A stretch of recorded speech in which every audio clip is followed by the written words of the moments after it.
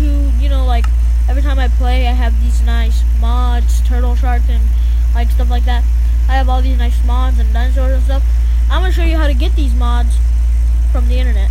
So, basically what you want to do is go here, go to Safari if you're on iOS.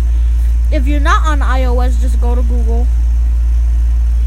Just go to Google. I'm going to do it through Google because I find it easier. Search up this MCPEDI, McPEDI. And if you click on it, this is Minecraft PE add-ons, Minecraft PE maps, Minecraft PE mods, Minecraft PE texture packs, and mod PE. So I just go to add-ons, maps, and mods. And then when you go on add-ons, you can like search up what you want. Like there's kind of like sick, pretty cool mods. Like there's quicksand add-on. There's a bunch of these nice, cool add-ons. And then I'm going to show you how to download one of these add-ons. So I'm going to download one of these add-ons.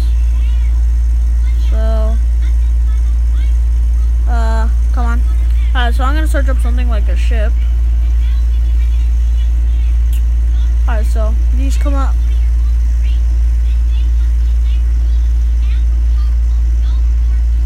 Right here.